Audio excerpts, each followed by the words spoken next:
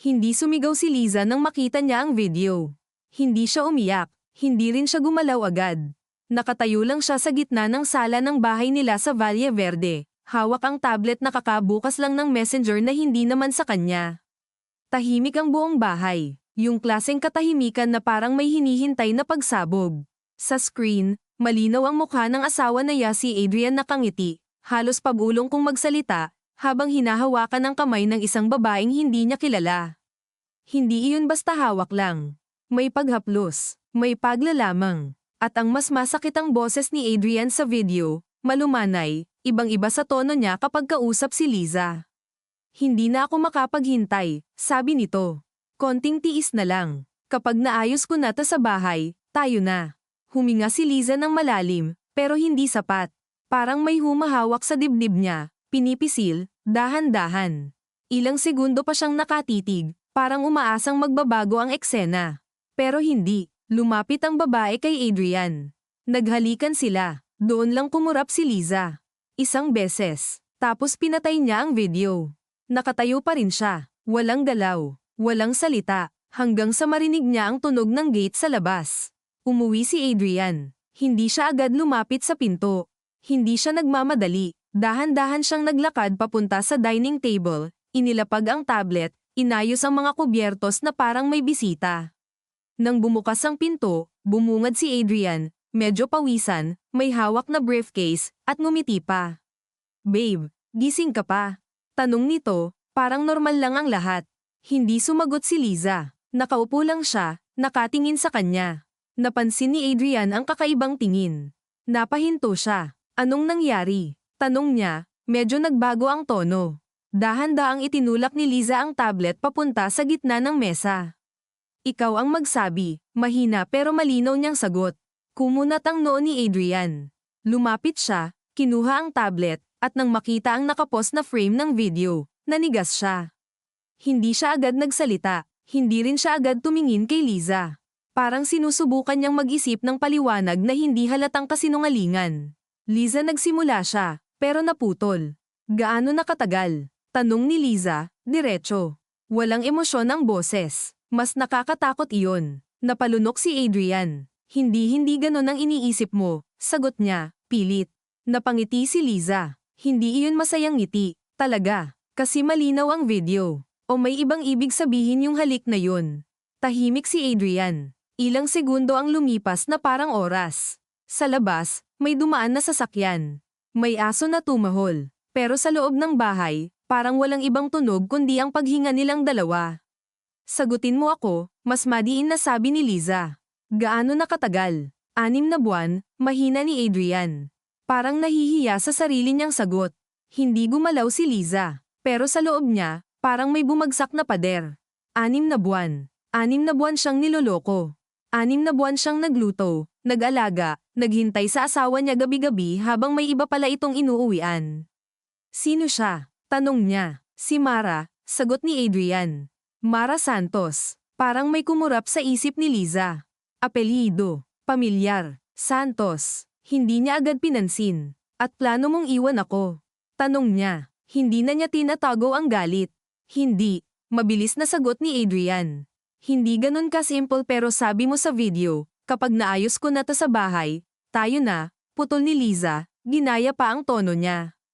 Ano yun? Roleplay. Napabuntong hininga si Adrian, pinahid ang mukha.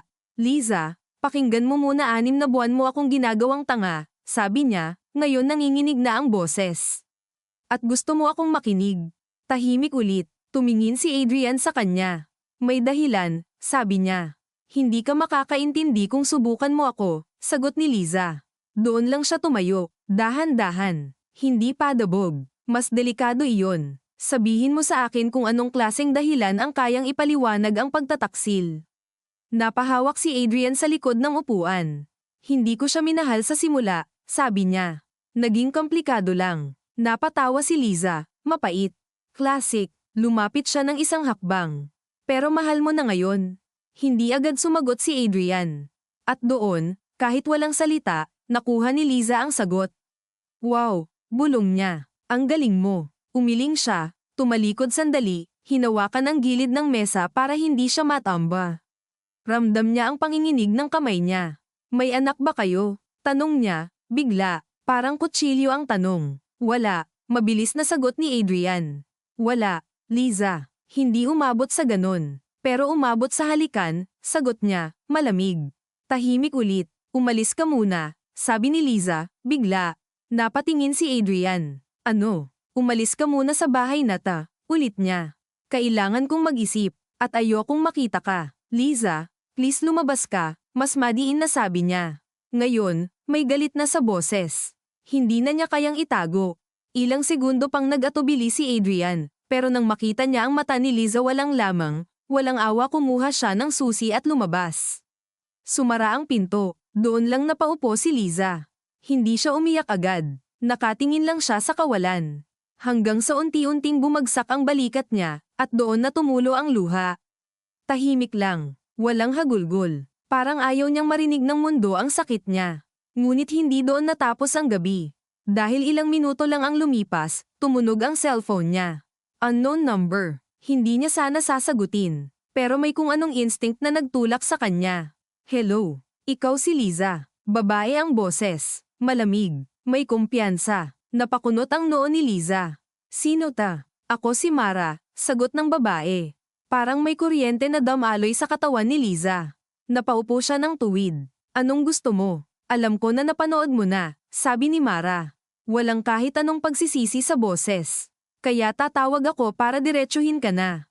Napakuyom ang kamao ni Liza. Wala akong pakialam sa sasabihin mo. May pakialam ka, sagot ni Mara, kalmado. Kasi may kailangan kang malaman. Tahimik si Liza. Ayaw niyang marinig, pero nakikinig siya. Hindi lang si Adrian ang hawak ko, sabi ni Mara. Pati ang kumpanya niyo. Napakunot lalo ang noo ni Liza. Anong ibig mong sabihin? Santos Group, sagot ni Mara. Familiar ba? Doon bumalik ang kaninang kumurap sa isip ni Liza. Santos, ang pinakamalaking investor ng construction firm nila ni Adrian. Ang pamilyang tumulong magpatayo ng negosyo nila mula sa simula. Ikaw, anak ako ni Don Ernesto Santos, diretso ni Mara. Parang sinaksak ang dibdib ni Liza. Hindi na ito simpleng kabit. May kapangyarihan, may koneksyon. At kung iniisip mong basta mo lang mapapalaya si Adrian sa buhay mo nang walang epekto, tuloy ni Mara, nagkakamali ka. Tahimik si Liza. Ramdam niya ang bigat ng bawat salita. Kasi kung mawawala siya sa akin, sabi ni Mara, mawawala rin ang suporta ng pamilya ko sa kumpanya niyo. Bumilis ang tibok ng puso ni Liza. Pinagbabantaan mo ako. Hindi, sagot ni Mara. Pinapaalam ko lang ang realidad.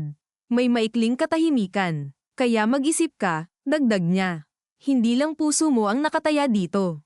Pati pangalan nyo. Pati kinabukasan nyo. Napapikit si Liza. Para siyang nahulog sa mas malalim na hukay. Ano ang gusto mo? Tanong niya, mahina. Ngumiti si Mara sa kabilang linya, ramdam iyon sa boses. Simple lang, sabi niya. Hayaan mo siya. Napatitig si Liza sa sahig. Parang may dalawang mundo na naglalaban sa loob niya. Ang babaeng niloko, at ang asawang kailangang protektahan ang negosyo nila. Hindi ako papayag, sabi niya, sa huli. Mahina pero buo, hindi mo ako kayang kontrolin. Hindi kita kinokontrol, sagot ni Mara. Pinipili mo lang ang mangyayari. At pinatay niya ang tawag. Naiwan si Liza, hawak ang cellphone, nanginginig ang kamay. Hindi lang pala ito simpleng pagtataksil. Isa itong laban. Laban sa kapangyarihan. Laban sa pera. Laban sa mga lihim na hindi pa niya alam. At sa unang pagkakataon, naramdaman niya hindi pa ito ang pinakamasakit na mangyayari. Kinabukasan, hindi siya agad bumaba mula sa kwarto. Gising na siya bago pa pumutok ang araw, pero nakahiga lang siya, nakatingin sa kisame na unti-unting nilulunok ng maputlang liwanag mula sa bintana. May ugong ng aircon, mahina, paulit-ulit, at bawat tunog nito parang humihiwa sa mahabang gabing halos hindi naman siya nakatulog. Sa side table, naroon pa ang wedding photo nila ni Adrian, nakangiti sila pareho, nakasandal siya rito, bata pa ang mukha niya roon, walang ideya sa bigat ng mundong darating. Hindi niya iyon hinawakan, hindi rin niya ibinaliktad, tinitigan lang niya, at sa loob-loob niya, paulit-ulit na umiikot ang tanong, alin ba ang mas nakakahiya? Ang ipaglaban ng lalaking nagtaksil, o ang tanggapin na ang buhay na pinaghirapan niyang buuin ay kayang gumuho dahil sa isang babaeng mas mayaman, mas makapangyarihan, at mas handang dumurog ng tao. Bumangon siya ng dahan-dahan. Nang tumuntong ang mga paa niya sa malamig na sahig, parang doon lang tuluyang sumiksik sa katawan niya ang katotohanang hindi ito panaginip. Nagbihis siya ng walang gaanong iniisip, simpleng puting blouse, maong, buhok na itinali lang sa likod, walang alahas maliban sa singsing na ilang beses niyang muntik alisin pero hindi niya ginawa. Hindi dahil gusto pa niyang isuot iyon, kundi dahil ayaw niyang magmukhang siya ang unang bumitaw. Pagbaba niya sa kusina, naroon si Nena, ang matagal na nilang kasambahay, naghihiwa ng bawang para sa sinangag. "Ma'am, kape po," maingat nitong tanong, pero halata sa mukha nitong may napansin na siya. Sa mga bahay na Pilipino, lalo na sa mga bahay na matagal nang may kasama sa loob, hindi kailangang sabihin ang problema. Nararamdaman iyon sa lakad, sa tunog ng plato, sa bigat ng pagbukas ng pinto. Tumango lang si Liza. Umupo siya sa mesa. Nang ay lapag sa harap niya ang tasa, naamoy niya ang pait ng kapeng barako. Matapang, mainit, masakit sa sikmura. Gusto sana niyang uminom agad pero natigilan siya nang makita ang isa pang cellphone sa mesa, ang lumang extra phone ni Adrian na paminsan-minsan niyang ginagamit kapag lobat ang isa. Nasa tabi iyon ng fruit bowl, na tila ba walang kasalanan. Dahan-dahan niya iyong hinayla papunta sa kanya. Nag-unlock, walang password. Masyadong kampante si Adrian, o baka masyado siyang sanay na hindi pinagdududahan. Binuksan niya ang messages. Kaunti lang. Wala si Mara roon. Binuksan niya ang email. Maraming tungkol sa kumpanya. Bilang, permits, project updates, supplier complaints. At pagkatapos, isang subject line ang tumama sa mata niya. Draft revision of Trust Holdings. Kumunat ang noo niya. Trust Holdings. Hindi iyon sakop ng pangkaraniwang usapan sa office. Binuksan niya. Galing sa law office ni Attorney Villanueva, ang matagal ng legal counsel ng pamilya ni Adrian. Maikli ang laman. As discussed with Mr. Salazar, attached is the revised structure for asset protection, including transfer contingencies in the event of marital dissolution. Nanlamig ang batok ni Liza. Marital dissolution. Hindi ito simpleng pagtataksil na nadala ng libog o kahinaan. Pinaghandaan ito. Pinagplanuhan ito. May papel. May abogado. May contingency. Hindi siya agad huminga. Nakatutok lang siya sa screen habang dahan-daang umaakyat ang init sa tenga niya. Pakiramdam niya, hindi lang siya niloko bilang asawa. Pinag-aralan siyang tanggalin bilang hadlang. "Ma'am," maingat ulit na tawag ni Nena. "Ayos lang po ba kayo?" Dahan-daang ibinaba ni Liza ang cellphone. "Nasaan si Sir?" tanong niya. "Hindi po umuwi," sagot ni Nena, umiwas pa ng tingin. Siyempre, malamang kasama si Mara. O baka sa kondo. O baka sa kung saang hotel na matagal nang ginagamit para sa kasinungalingan. Tumayo si Liza, tinulak palayo ang tasa ng kape na hindi man lang nabawasan. "May lakad ako," sabi niya. "Huwag mo munang sabihin kan-inuman na umalis ako." "Opo, ma'am." Hindi na siya dumiretso sa opisina. Imbes, pumunta siya sa lumang bahay ng biyenan niyang si Corazon Salazar sa Green Hills, isang malaking bahay na luma ang disenyo pero halatang hindi kailanman kinapos sa pera. Puti ang pader, may kantabang sahig, amoy sampagita at furniture polish sa loob, at may mga litrato ng pamilya na nakaayos na parang maliit na museo ng kapangyarihan. Nang buksan ng driver ang pinto para sa kanya, nakita niya agad sa sala si Corazon, tuwid ang likod, maingat ang tabas ng buhok, nakasilk na duster kahit 9:00 pa lang ng umaga. Ang tipo ng biyenan na hindi kailanman itinataas ang boses dahil alam niyang sapat na ang titulo at apelyido niya para patahimikin ang lahat.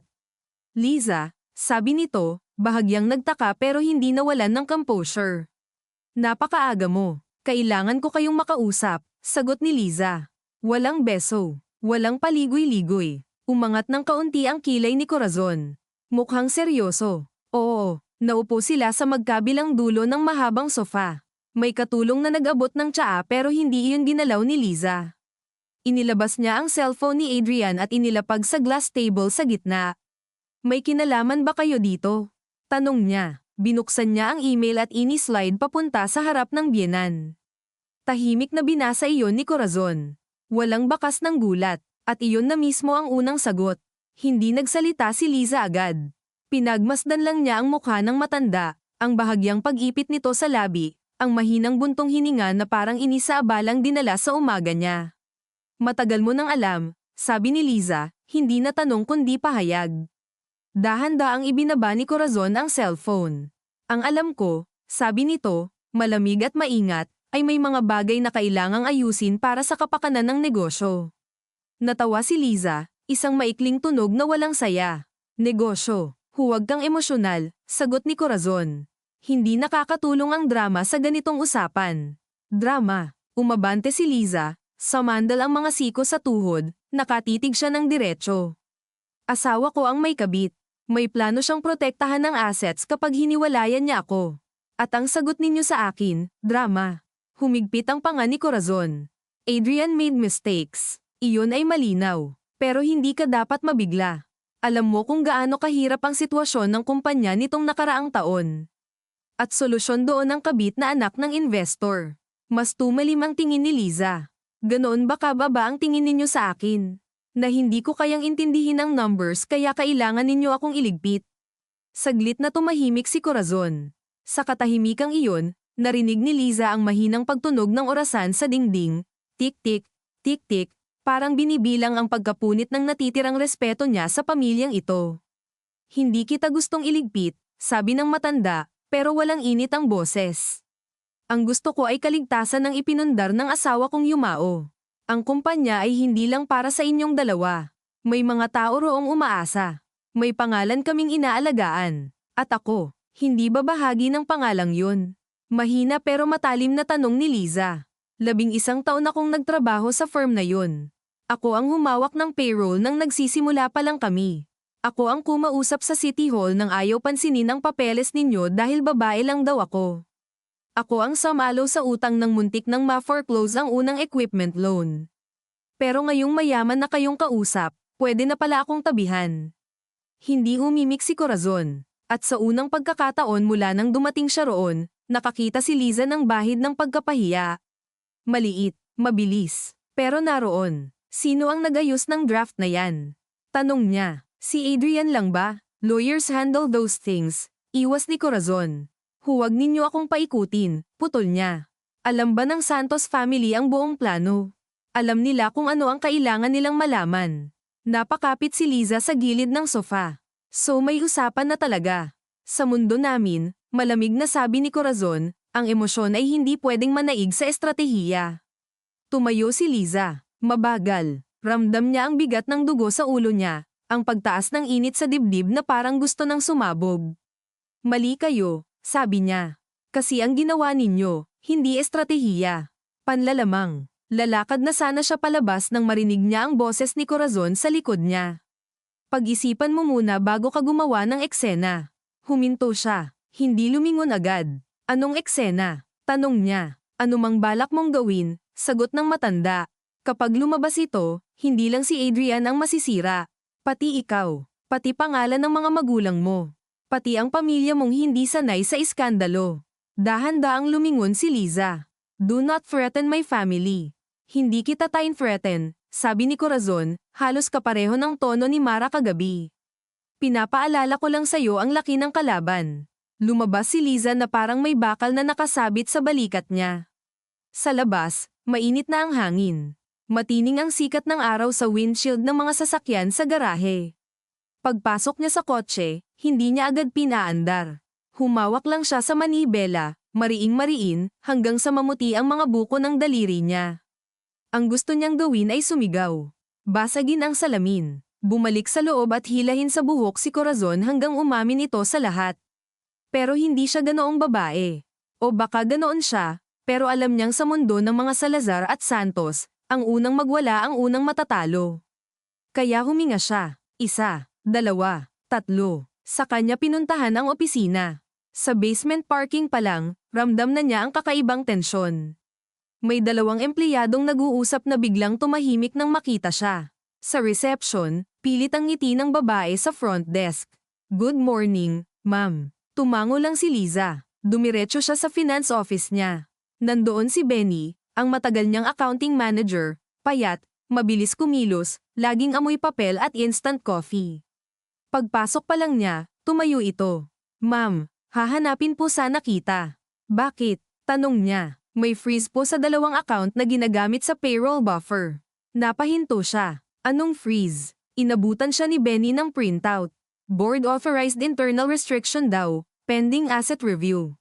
Parang may pumutok na malamig sa likod ng ulo niya. Board authorized. Sino ang pumirma? Tanong niya. Si Sir Adrian. At si Ma'am Corazon bilang acting chair. Natahimik si Liza. Gusto niyang durugin ang papel. Pero inunat niya iyon, binasa ulit, isa-isang linya, hindi para intindihin kundi para siguraduhin na hindi siya nagkakamali. Pinutulan siya ng access. Hindi pa man sila nagkakahiwalay, inalisan na siya ng hawak. Kailan to ginawa? Last night po, past 8. Habang kaharap niya si Adrian. Habang umiiyak siguro siya sa loob ng bahay, may pumipirma na ng mga papel para iligpit siya sa sarili niyang opisina.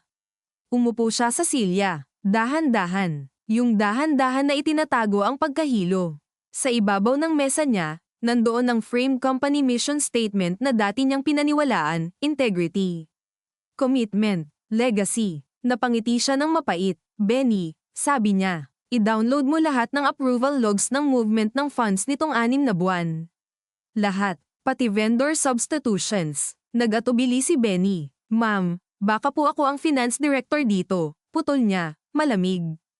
Hanggat wala silang formal na memo na tinanggal ako, gagawin mo ang sinasabi ko. Tumango si Benny. Opo, ma'am. Pagkalabas nito, isinara niya ang pinto. Sumandal siya sa upuan. At sa unang pagkakataon sa araw na iyon, pumikit siya hindi dahil pagod kundi dahil may nabubuong kutob. Hindi lang ito tungkol kay Mara. Hindi lang ito tungkol sa paghihiwalay. Bakit kailangang galawin ang accounts? Bakit kailangang ilipat ang authority ng ganito kabilis? May tinatakpan, may niluluto, at baka ang kabit ay hindi dahilan kundi takip. Binuksan niya ang desktop, tinignan ang old archived project records, lalo na ang mga joint venture ng Santos Group sa kanilang kumpanya. Isang pangalan ng paulit-ulit na lumilitaw, San Roberto Estate Development. Malaking proyekto sa Bulacan, land conversion, housing, commercial strip, napakalaking pera. Pero may ilang invoice na kakaiba. Parehong supplier, magkakaibang pangalan, iisang bank destination. Paulit-ulit, maliit ang variance sa bawat isa, sapat para hindi mahalata agad, pero kapag pinagsama, milyon. Lumamig ulit ang balat niya. Pumasok si Benny dala ang external drive. Ma'am, nandito na po. Inabot niya iyon. May iba pa po akong napansin, mahina nitong dagdag. Yung internal audit request na pinasa ninyo last month, biglang na-cancel. Instructions daw from executive office. Tumingin siya rito. Sino ang nag-cancel? Executive assistant ni sir. Pero verbal lang daw galing sa taas. Napalunok si Liza. Mas malinaw na ang larawan ngayon, pero mas nakakatakot. Kung may anomalya sa proyekto at ginagamit si Mara bilang panakip o leverage, posibleng hindi na lang ito usaping mag-asawa. Posibleng kriminal na. Benny, sabi niya, mas mababa ang boses. Wala kang sasabihin kahit kanino na tinitingnan ko ito. Opo, at ay backup mo lahat sa hiwalay na drive. 2. Opo, ma'am. Pagkaalis nito, kinuha ni Liza ang cellphone niya at nag-scroll sa contact list. Huminto siya sa pangalang matagal na niyang hindi tinatawagan. Attorney Eva Ramirez, kababata niya, pinsan ng kaibigan. Abogada na ngayon sa isang litigation firm sa Makati. Hindi malapit sa Salazar. Hindi rin takot sa mayayaman. Saglit siyang nag-atubili bago pindutin ang call. Nang sumagot si Eva, buo pa rin ang dating sigla ng boses. Liza, oy, buhay ka pa pala. Hindi siya ngumiti. Kailangan kita. Nagbago agad ang tono ni Eva. Nasaan ka? Sa office. May oras ako mamayang 3:00. Pero base sa boses mo, hindi ito pangkape lang. Tumingin si Liza sa screen ng computer, sa mga numerong unti-unting nagiging ebidensya ng isang mas malaking pagtataksil. Hindi, sagot niya. At baka pagpunta ko sa'yo, wala nang daan pabalik. Sa kabilang dulo, tahimik si Eva sandali. Sige, sabi nito sa huli. Dalhin mo lahat ng meron ka. At Liza, ano, huwag kang mag-iisa. Ibinaba niya ang tawag. Sa salamin ng opisina, nakita niya ang sarili niyang refleksyon. Maayos pa rin ang blouse. Tuwid pa rin ang tayo niya. Pero ang mga mata niya, ibang-iba na. Mas matalas, mas pagod, mas handa. At sa gitna ng katahimikan ng kwartong iyon, sa pagitan ng tunog ng aircon at malayong ingay ng printer sa labas, dumating ang isang mensahe mula kay Adrian. 3 salita lang. We need to talk. Tinitigan niya iyon. Walang lamang. Walang paliwanag. Parang utos. Dahan-dahan siyang huminga at nag-type ng sagot. Hindi mahaba. Hindi madamdamin. Hindi na ikaw ang magdidikta. Pagkapadala niya, ibinaba niya ang cellphone. Hinawakan ng external drive na parang iyon na lang ang pinakamalinaw na bagay sa magulong araw na ito, at doon niya unang naramdaman na ang susunod na magiging laban ay hindi na lang tungkol sa nasirang pagsasama. Tungkol na ito sa kung sino ang mas mauunang magsabi ng totoo, at kung gaano karaming buhay ang babagsak kapag nagawa niya iyon.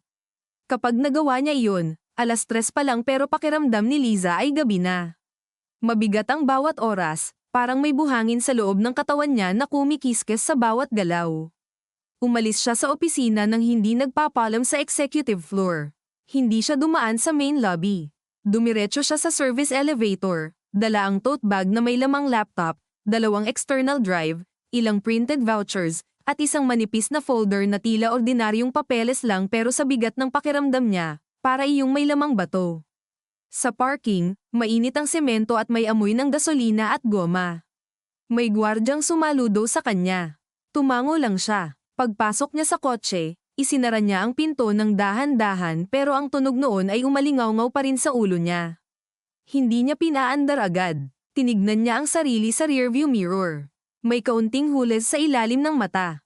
May tensyon sa panga. At sa noo niya, may guhit na dati-rati lumalabas lang kapag quarter end at sabay-sabay ang deadlines.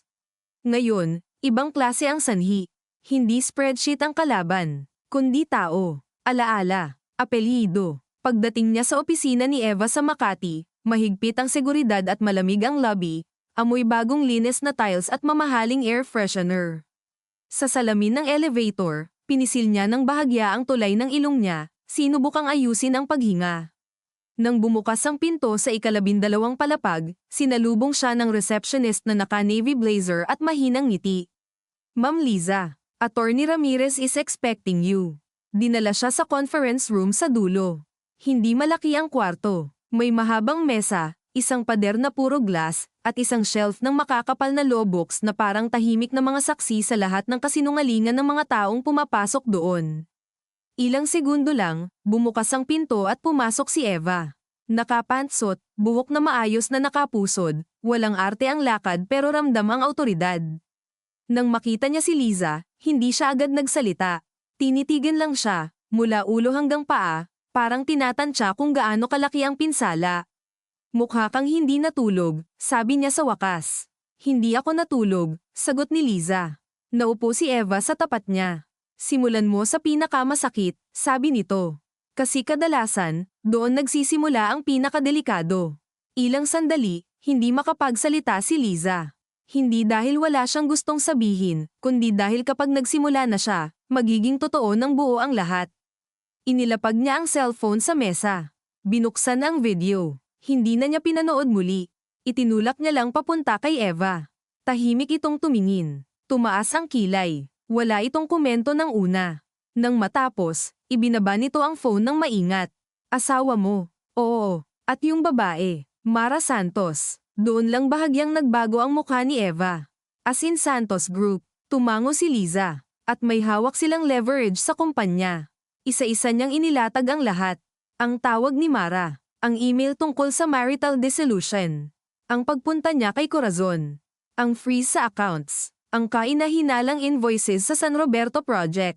Habang nagsasalita siya, may mga pagkakataong napapahinto siya, hindi para umiyak kundi para pigilin ang panginginig ng kamay niya. Kapag humihigpit ang lalamunan niya, umiinom siya ng tubig. Kapag may bahagi ng kwento na masyadong nakakahiya, mas lalo niya iyong dinidiretso, parang gusto niyang patayin ang hiya sa pamamagitan ng paglalantad nito. Tahimik na nakinig si Eva, minsan lang nagtatanong. May copies ka? Oo. May access ka pa sa servers? Sa ngayon, oo. Pero hindi ko alam hanggang kailan. May board resolution ka bang nakita? Internal restriction document lang. May direct proof ka na personal at corporate ang pagsasabuatan? Wala pa. Kutob pa lang at financial trail. Nang matapos si Liza, Sumandal si Eva sa upuan at pinagdikit ang mga daliri sa harap ng mukha niya. Okay, sabi niya. Dalawa ang usapan natin dito. Una, civil and family exposure adultery, asset concealment, possible bad faith in marital property handling. Pangalawa, corporate and possibly criminal exposure fraud, diversion, conspiracy, falsification kung mapapatunayan. Tahimik si Liza. Kaya ba? Tanong niya. Hindi kaya bang manalo? Kundi kaya ko bang pasukin ito? Napansin iyon ni Eva. Ang tanong, sagot nito, handa ka bang masira ang lahat ng meron ka para hindi ka tuluyang burahin? Napababa ang tingin ni Liza sa mga papeles. Doon, sa ibabaw ng mesa, ang mga invoice ay mukhang simpleng tinta lang.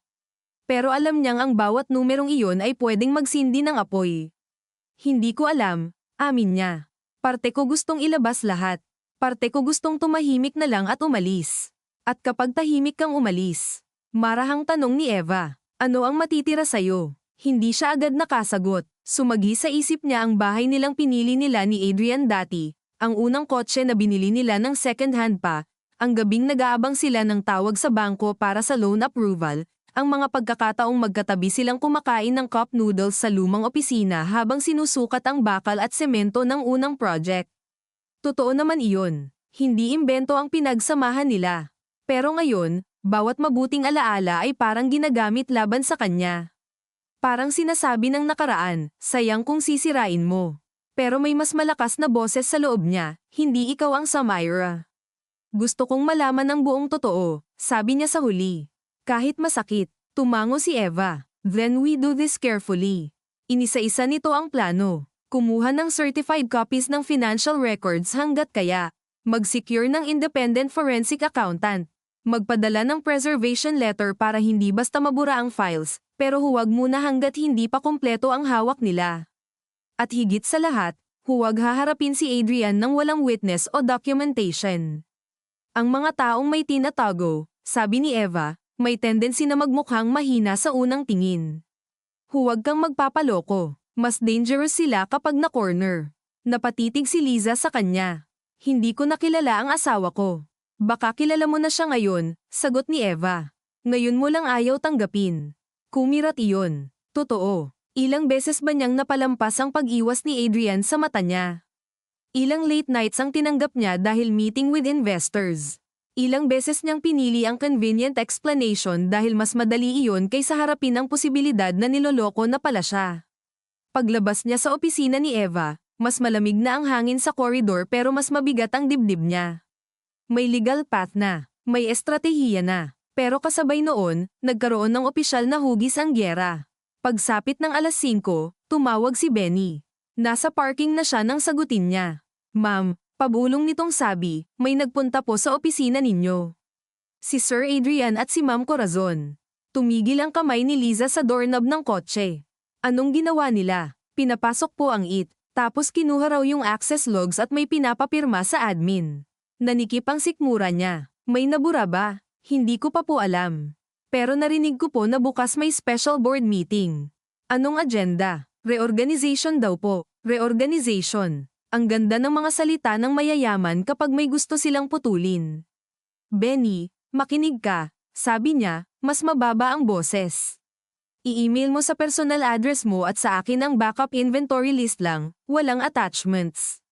Then umalis ka na sa office. Huwag kang magpakabayani. Ma'am, nag-atubili ito. May problema po ba talaga? Tumingin si Liza sa lumulubog na araw na tumatama sa mga gusali ng Makati. Kulay kahel ang salamin, maganda sana kung hindi ganito kabigat ang araw na ito. Oo, sagot niya. At baka lumaki pa. Imbes na umuwi siya sa bahay, dumiretso siya sa isang maliit na restaurant sa San Lorenzo na kilala niya dahil tahimik kahit 10 oras. Hindi sosyal, hindi rin matao, may amoy ng butter at bawang at kape.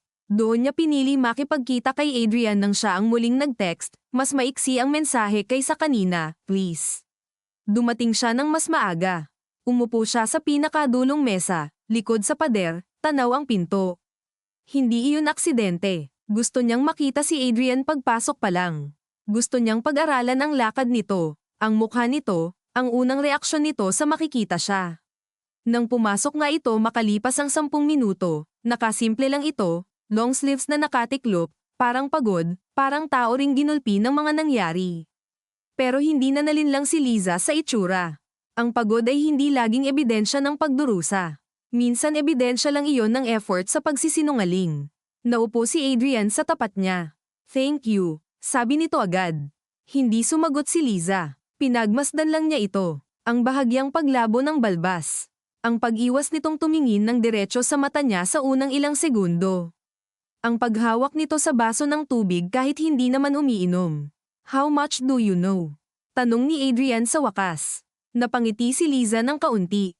"Interesting. Hindi kumusta ka. Hindi sorry. How much do you know?" Napapikit si Adrian ng sandali.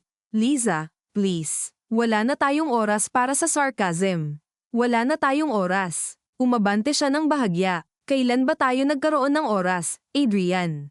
Noong hinihintay kita gabi-gabi habang may iba ka?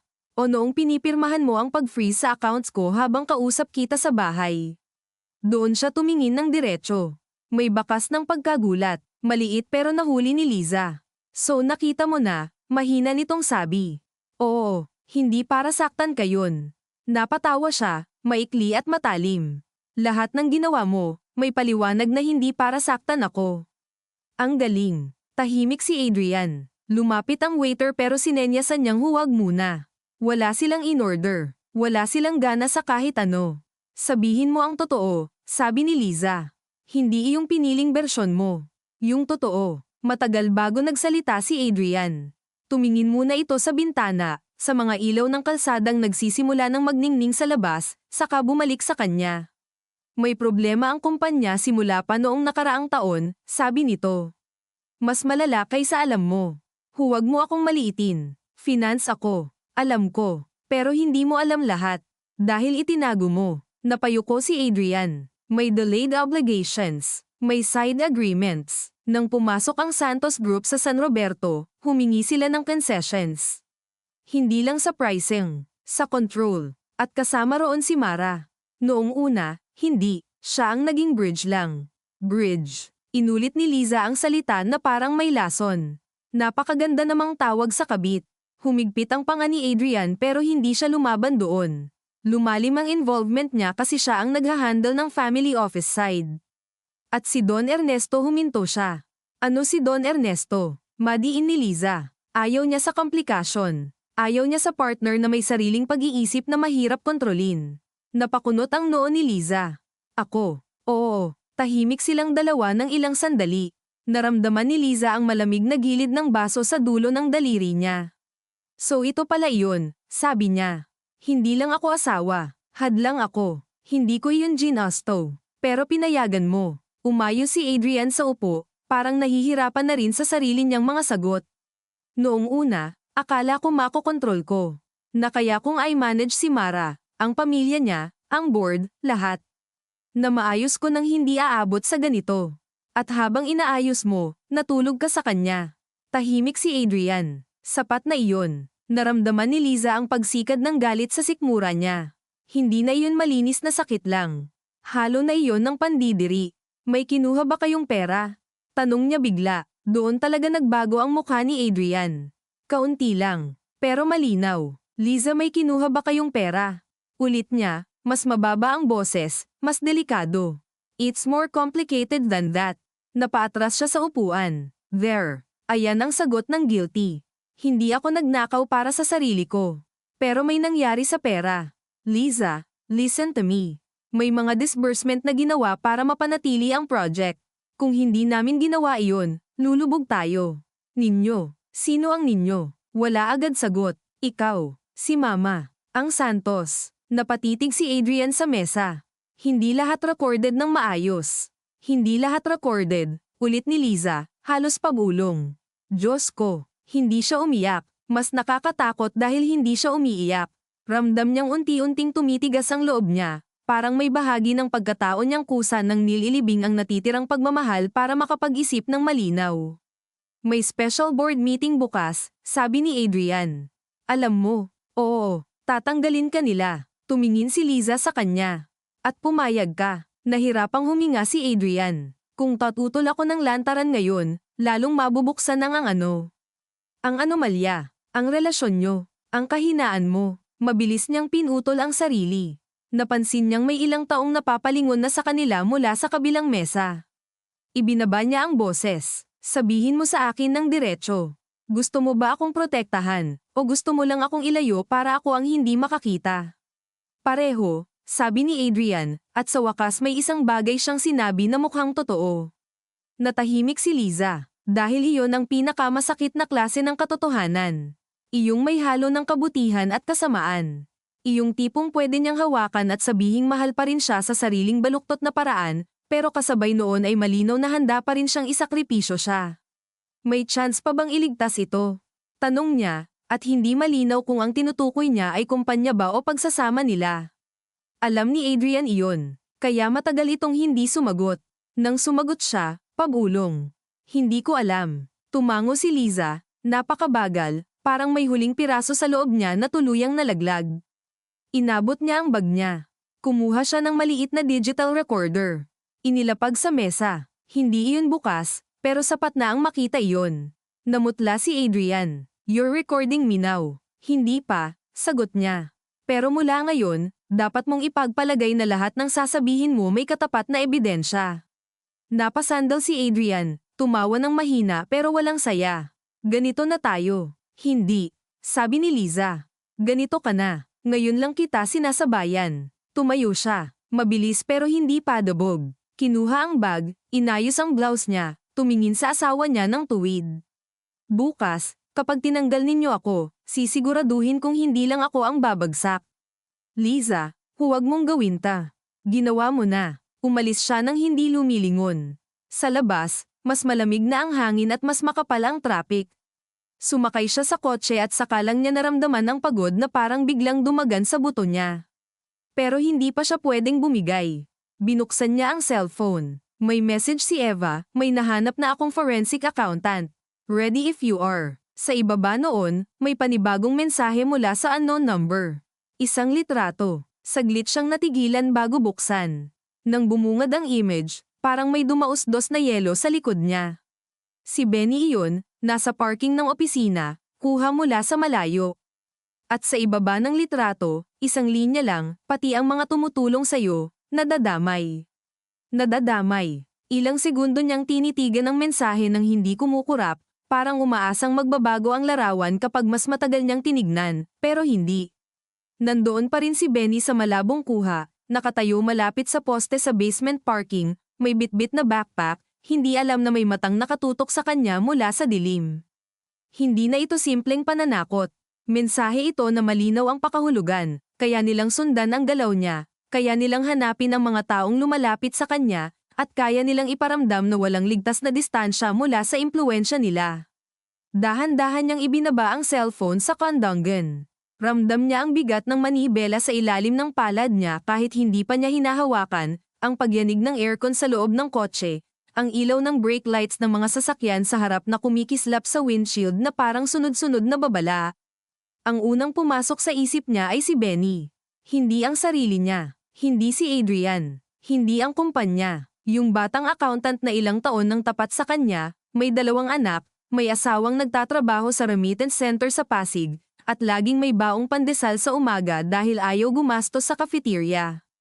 Napapikit si Liza at sumandal ang ulo sa headrest.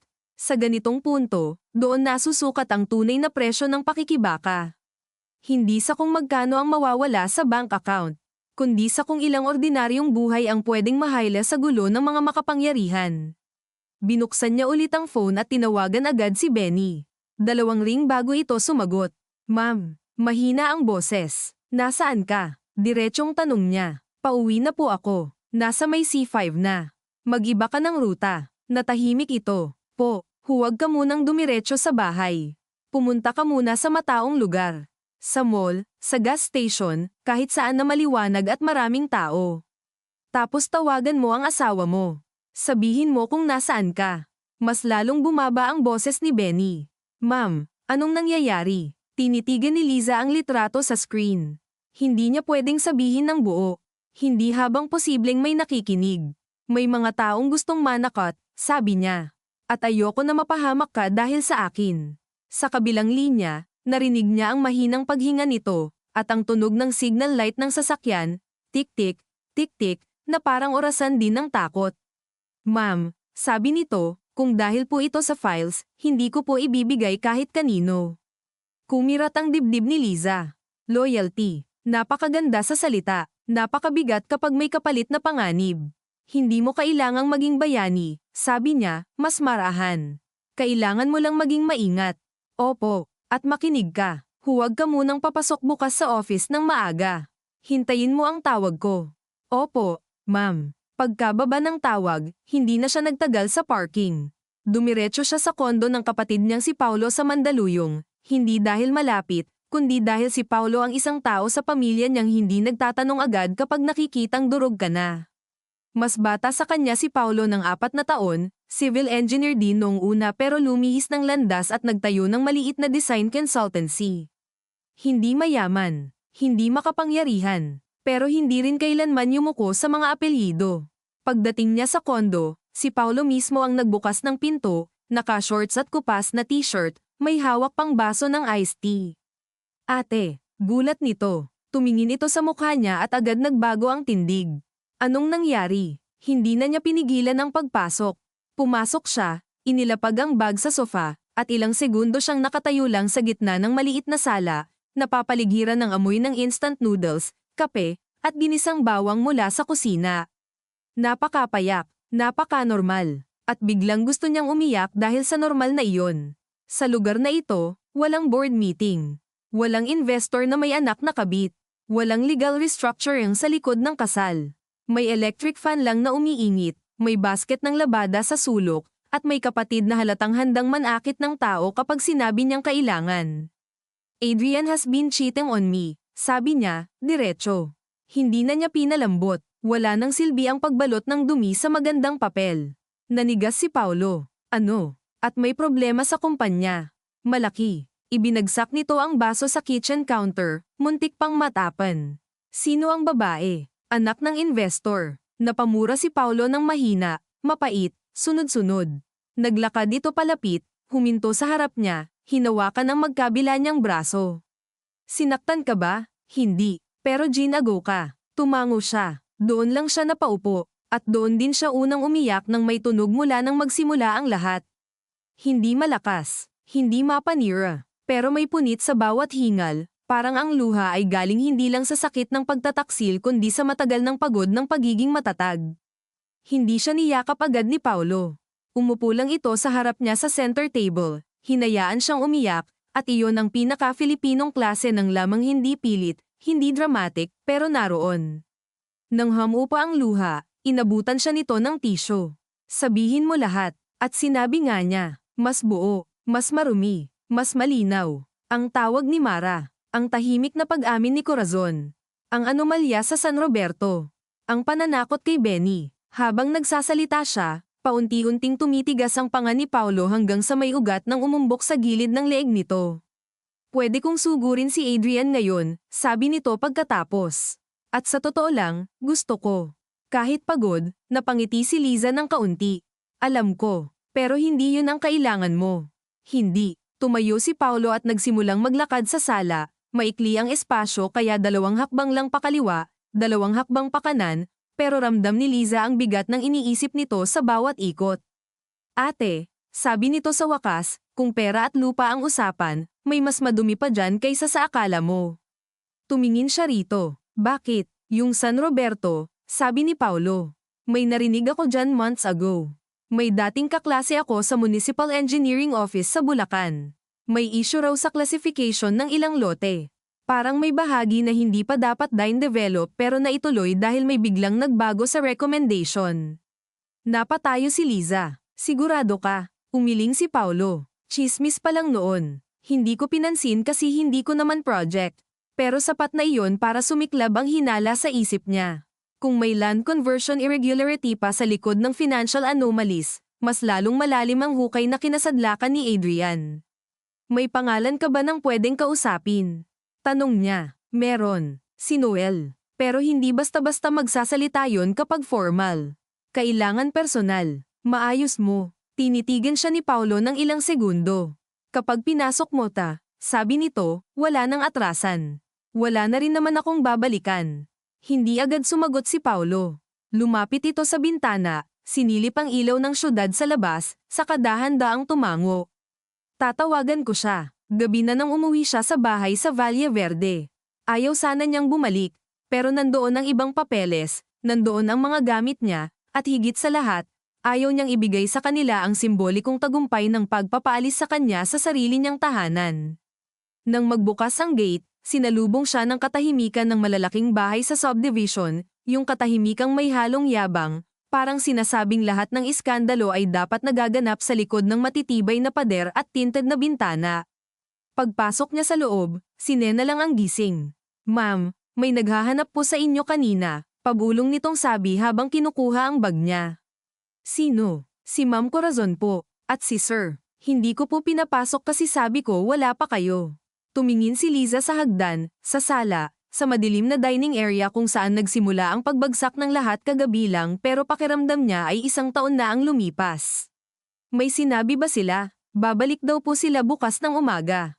Tumango siya. Sige, matulog ka na. Ma'am, nagatubili si Nena. Mag-iingat po kayo. Simple lang ang sinabi. Pero sa bahay na iyon kung saan halos lahat ay may pinapanigan at may kinakatakutan, sapat na ang isang simpleng pag-aalala para maramdaman niyang hindi pa siya lubusang nag-iisa. Pagsapit sa kwarto, hindi siya agad nagbihis. Umupo siya sa gilid ng kama, hinubad ang hakaw, inilapag ang relo, saka dahan-daang hinayla ang singsing sa daliri niya. Doon lang niya talaga iyon tinanggal. Hindi niya itinapon. Hindi niya rin hinalikan gaya sa pelikula. Hinawakan lang niya sa palad, matagal, hanggang sa uminit ang metal sa balat niya. Naalala niya ang araw ng kasal nila sa Batangas, ang amoy ng dagat, ang pawis ni Adrian sa noo habang kinakabahan sa harap ng pari, ang mahinang tawanan nilang dalawa ng muntik malaglag ng flower girl ang basket. Totoo ba lahat iyon? Oo, at iyon ang pinakamalupit. Hindi naman peke ang lahat. May mga panahong mahal nila ang isa't isa. May mga sandaling totoo ang pangarap. Pero hindi dahil naging totoo noon, ligtas na iyon sa pagkasira ngayon. Inilapag niya ang singsing sa ibabaw ng aparador at bumangon para kunin ang lumang kahon ng mga dokumento sa walk-in closet. Sa likod ng ilang winter coats na bihira nilang magamit, nandoon pa ang mga photocopy ng deed of sale, incorporation papers, old tax returns, at ilang personal records na noon pa man ay gusto na niyang ayusin pero laging nauurong dahil busy sa proyekto. Isa-isa niyang inilatag sa sahig ang mga folder. Lumuhad siya, tinitingnan ang mga petsa, ang mga lagda, ang mga pangalan. Sa simpleng pagkaluskos ng papel sa hating gabi, may kakaibang aliw siyang naramdaman. Hindi dahil gusto niya ang ginagawa niya, kundi dahil sa wakas, may konkretong bagay siyang nahahawakan sa gitna ng lahat ng emosyon. Papel, numero, pirma, hindi halik, hindi pangako, hindi manipulasyon. Bandang 12:00, tumunog ang cellphone niya. Hindi message, tawag, si Eva. Hindi pa ako tulog, bungad nito. Ikaw rin malamang. Hindi rin. May update ako. Yung contact kong forensic accountant, nakasilip na sa structure base sa sinend mo. May pattern nga raw ng layered payments. At may isang masama. Huminto ang pagbalasa ni Liza sa mga papeles. Ano? May shell subcontractor na mukhang connected sa isang nominee director. Guess what the surname is? Hindi siya sumagot agad. Hindi niya kailangan. Santos, sabi ni Eva. Pumikit si Liza. So kasama talaga sila. Mukhang oo. Pero kailangan pa ng mas matibay na chain. May board meeting bukas. Alam ko. Nakakuha na ako ng draft notice from a source. They'll try to suspend your authority pending internal concerns regarding conflict and instability. Napatawa siya ng mapait. Ako pa ang unstable. Standard tactic. Ay unahan ka bago ka makapagsalita. Tahimik silang dalawa sandali. Sa linya, naririnig ni Liza ang mahinang tunog ng keyboard mula kay Eva, ang papel na binabaliktad, ang trabaho ng isang abogadang sanay sa gabing mas mahaba sa tulog. Liza, sabi nito sa wakas, pwede tayong humingi ng temporary injunctive relief kapag may malinaw na exclusion at asset risk. Pero mabigat yan. Kailangan mong maging handa na lumabas sa publiko ang away. Ano pa bang natitira sa pribado? Sagot niya. Fair point. Huminga si Eva. Pili ka. Bukas, Pwede kang pumasok ng tahimik, obserbahan ang galaw nila, at mag-ipon pa ng ebidensya. O pwede kang sumabog na agad. Parehong may kapalit. Tumingin si Liza sa mga nakakalat na papel sa sahig, sa singsing sa aparador, sa madilim na salamin ng bintana na nagbabalik lang ng sarili niyang refleksyon. Kung hihintay ako, sabi niya, mas marami silang mabubura. At kung aatake ka agad, mas marami ring madadamay. Iyon ang sentro ng bangungot niya. Sa bawat direksyon, may masasagasaan. Kapag nanahimik siya, baka mailigtas niya si Benny at ilang empleyado sa agarang gulo, pero may iwan ng anomalya at posibleng mas lumala pa ang panlalamang. Kapag lumaban siya agad, mabubuksan ang lahat board, investors, regulators, media kung kakalat at posibleng mawasak ang kumpanyang pinagpagiran niya rin. Hindi ako makatulog sa ideya na baka may kinukuha silang pera gamit ang pangalan ko, mahina niyang sabi. Then maybe that's your answer, tugon ni Eva. Pagkababa ng tawag, hindi na siya bumalik sa kama. Umupo siya sa sahig sa gitna ng mga dokumento, nakasandal sa gilid ng kama, tuhod na nakayakap sa dibdib. Sa labas, may isang aso na tumahol ng paulit-ulit sa malayo.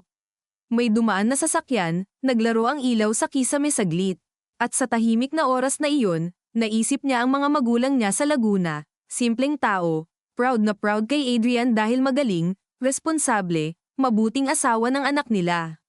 Hindi pa nila alam. Paano niya sasabihin? Paano niya hahayaang mabasag ang tingin nila sa lalaking matagal na nilang tinuring na halos anak na rin? Pero kasabay noon, may isa pang tanong na mas mahirap takasan, paano niya hahayaang manatiling buo ang kasinungalingang nakatapak sa mukha niya? Pagsapit ng 2:00, nakatulog siya ng nakaupo, saglit lang, at nagising sa tunog ng notification. Message iyon mula kay Paulo. May nakausap ako. Game si Noel bukas ng tanghali. May alam siya sa permits. Tinitigan niya ang mensahe at naramdaman ang paglipat ng laban mula sa loob ng bahay palabas sa mas malawak na larangan. Hindi na lang ito tungkol sa pag-aasawa. Hindi na rin lang tungkol sa boardroom. Papunta na ito sa lupa, permit, pangalan sa papel, at mga lagdang binili sa tamang presyo. Bandang 6:00, bago pa tuluyang sumikat ang araw, naligo siya, nagbihis ng navy dress at blazer, at atali ang buhok sa isang mahigpit na bun. Minimal ang makeup, wala ang singsing. Nang bumaba siya sa kusina, may kape nang nakahanda si Nena. Ininom niya iyon ng buo, kahit mapait, kahit parang sinusunog ang laman ng sikmura niya. Maya-maya, may humantong sasakyan sa harap. Sumilip si Nena sa bintana. Ma'am, mahina nitong sabi, dumating na po sila. Hindi na siya nagtanong kung sino. Alam niya. Inayos niya lang ang laylayan ng blazer, kinuha ang handbag kung saan naroon ang flash drives, ang recorder, at ang ilan sa pinakamahalagang kopya. Paglabas niya sa sala, bumukas ang pinto at pumasok si Adrian kasama si Corazon. Magkasunod sila, parang delegasyon, hindi pamilya. Maayos ang suot ni Adrian, pero halatang hindi rin natulog. Si Corazon, gaya ng dati, kontrolado ang bawat hibla ng buhok at bawat tikwas ng baba. Pupunta ka sa board meeting, sabi agad ng matanda, walang pagbati. Oo, sagot ni Liza. Tumingin si Adrian sa kanya, may kung anong pagsusumamo sa mga mata na huli na para paniwalaan. Mas mabuting wala ng gulo, sabi nito. Tapos na ang panahon na ako ang nag-a-adjust para hindi kayo mapahiya, sagot niya. Lumapit si Corazon ng isang hakbang. Matalino kang babae, Liza. Huwag mong hayaang dalhin ka ng galit sa maling desisyon.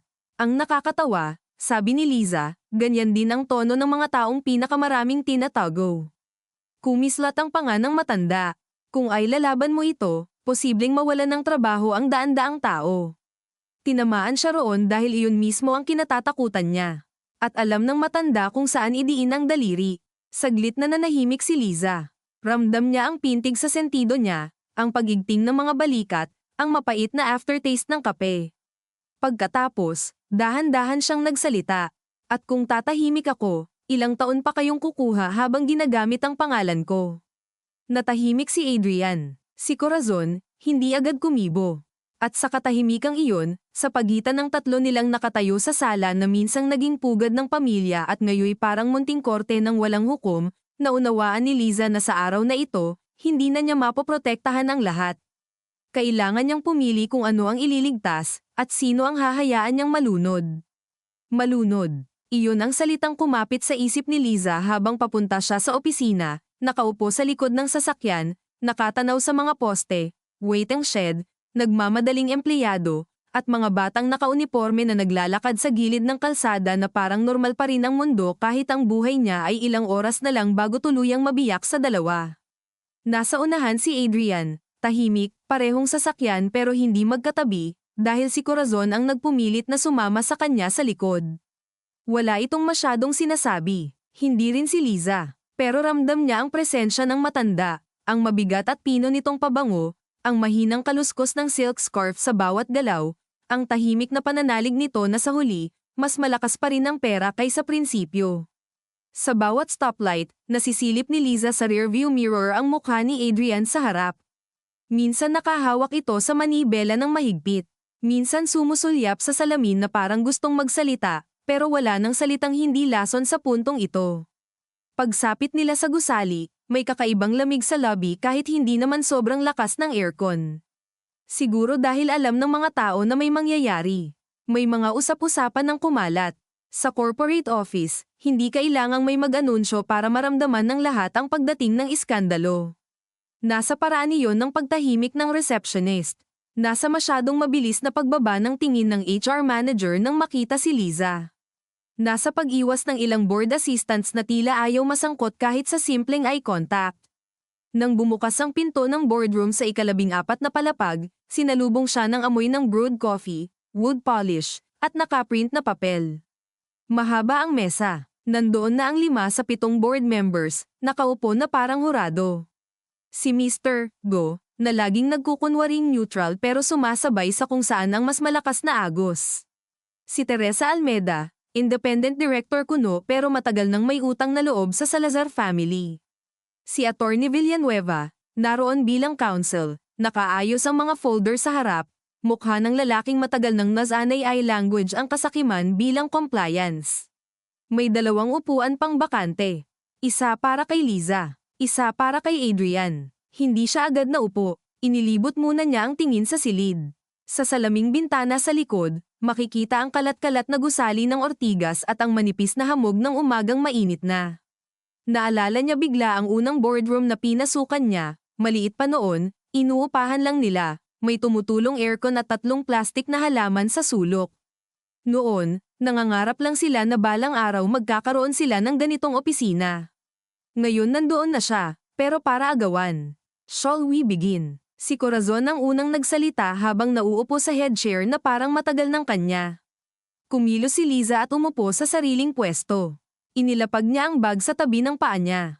Ramdam niya sa balat ang malamig na edge ng flash drive sa loob nito, parang paalala na hindi siya pumasok roon nang walang dala. Binuksan ni Attorney Villanueva ang folder.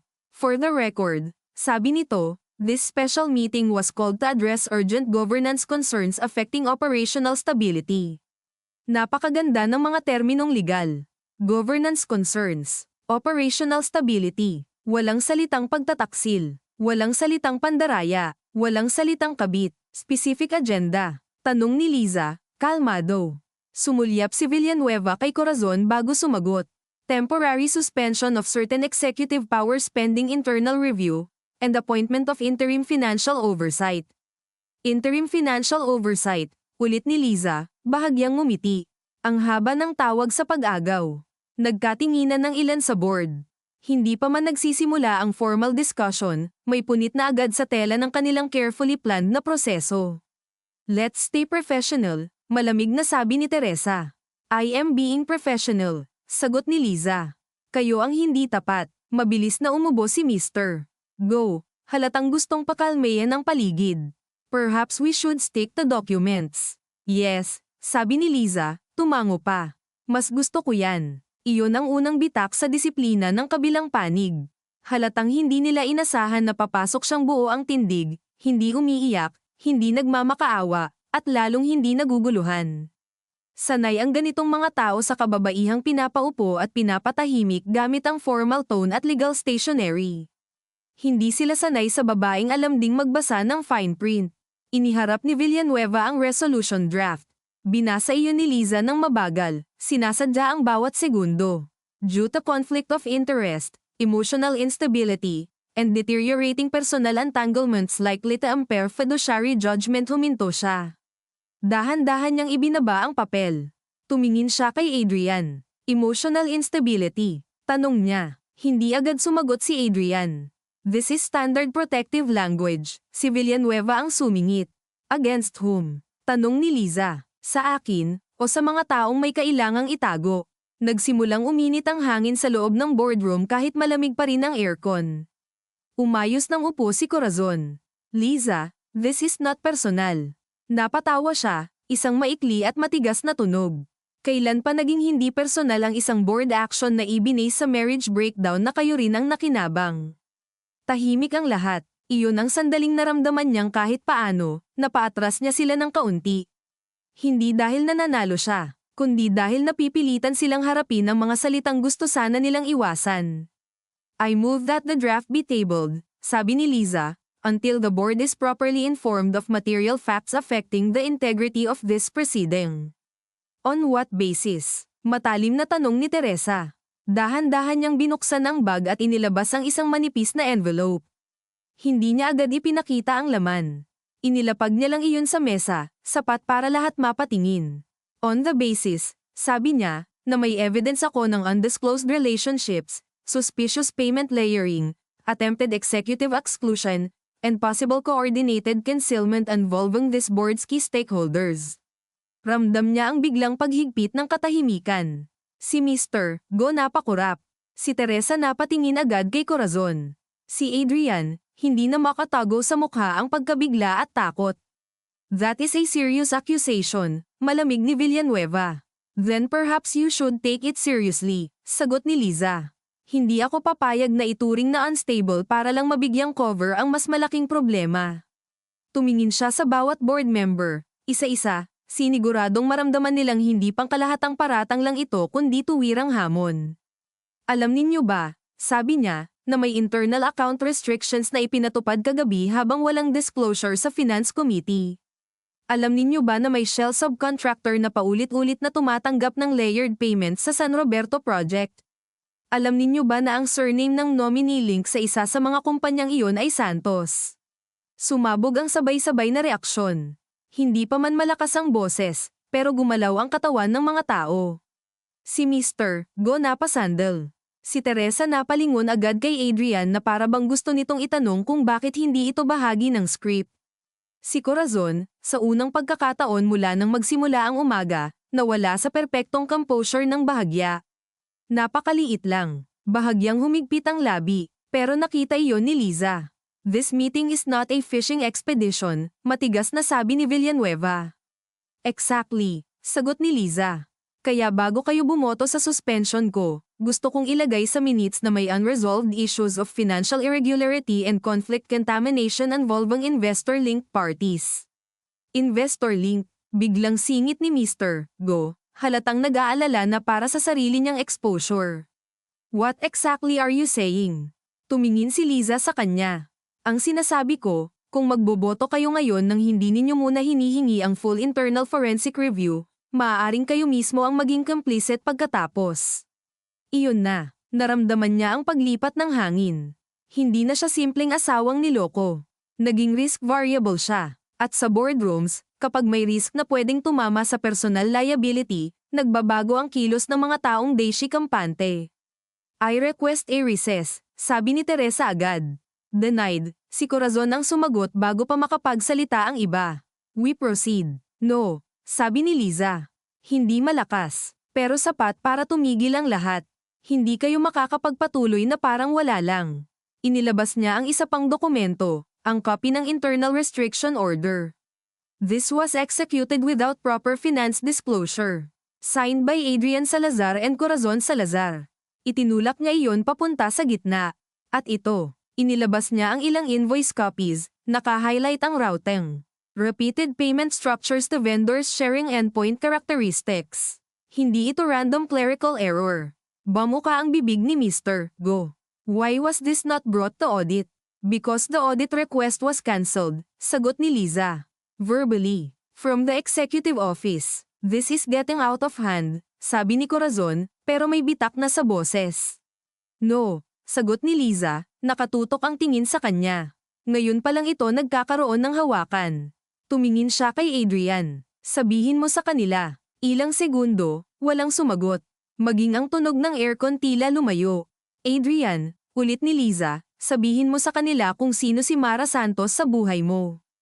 At sabihin mo kung gaano kalalim ang involvement ng pamilya niya sa pressure na ito. Namutla si Adrian. This is not the forum, ito mismo ang forum, putol niya. Kasi ginagamit ninyo ang personal na sitwasyon ko bilang corporate ground. So sabihin mo ang buong personal na sitwasyon. Naramdaman niya ang pulso niya sa leeg, mabilis pero steady. Ito na ang punto na wala ng kalahating katotohanan. Kung uurong siya ngayon, sila ang mananalo. Kung tutuloy siya, baka masunog ang lahat. Pero napili na niya ang apoy. Adrian, sabi ni Teresa, ngayon nanginginig ng kaunti ang boses, is there an undisclosed relationship affecting investor negotiations? Hindi agad siya sumagot. Tumingin ito kay Corazon, kay Villanueva, saka kay Liza. At doon, sa maliit na pagitan ng katahimikan, alam ni Liza na wala na ring ligtas na palabas para sa kanya. Yes, mahina ni Adrian. Umalingaw-ngaw ang isang simpleng 3 letres sa malaking silid. Yes. Parang sapat na iyon para gumuhit ng lamat sa salamin ng buong building. Since when? Tanong ni Mr. Go, halos pabulong. Months, sagot ni Adrian. And did the Santos family know? Si Adrian ay muling tumahimik. Adrian, yes. Dumagan ang katahimikan sa mesa. Hindi na may kakaila, hindi na maayos sa euphemism. Hindi na may tatago sa resolution language. Jesus Christ, bulong ni Mr. Go. Hindi na alintana ang formalidad. This is compromised. It is salvageable, mabilis na sabi ni Corazon, bumabawi. Provided we handle this internally and avoid reckless disclosures. Reckless. Liz's laugh was softer now, almost tired. Ang galing ninyo talaga mamili ng salita para sa katotohanan kapag hindi ninyo kontrolado. Sa dulo ng mesa, bumukas ang pinto. Dumating ang huling board member, si Ramon de Vera, matandang dating hukom na bihirang magsalita sa meetings pero kapag nagsalita ay tumitigil ang lahat. Sumulyap siya sa paligid, naramdaman agad ang tensyon, at umupo nang hindi nagtatanong. What have I missed? Tahimik niyang tanong. Si Teresa ang sumagot, maikli, nanginginig ang inis. Potential fraud, undisclosed affair, investor contamination, and a likely invalid suspension agenda. Hindi kumibo si Ramon. Pinagmasdan lang ang lahat, saka humarap kay Liza. Do you have enough to substantiate a formal inquiry? Huminga si Liza. Ito na ang tunay na threshold. Kapag sinabi niyang oo, bubuksan ang investigasyon. Kapag sinabi niyang hindi pa, baka maagapan pa ng kabilang panig ang lahat. Ngunit may isa pang mukha ang lumitaw sa isip niya, si Benny. Pati ang mga tumutulong sayo, nadadamay. Ang bawat hakbang niya, may totoong taong nasasagasaan. May sapat ako para pigilan ang anumang aksyon laban sa akin ngayon, sabi niya. At may sapat para humingi ng independent forensic preservation immediately. Hindi pa lahat kumpleto, pero sapat para sabihing hindi ligtas ang status quo. Tumango si Ramon. Then that is the only sane course. Objection, agad ni Corazon. Any independent action at this stage will trigger panic. Better panic than liability, malamig ni Ramon. Hindi na muling nakapasok si Corazon sa ritmo matapos iyon. Mabilis nang nabuo ang linya ng takot sa mesa. Wala sa kanila ang gustong maiwan sa minutes bilang board na binalewala ang red flags. Kaya ang resolution na inihanda para pabagsakin si Liza ay naisantabi. Sa halip, lumabas ang panibagong motion.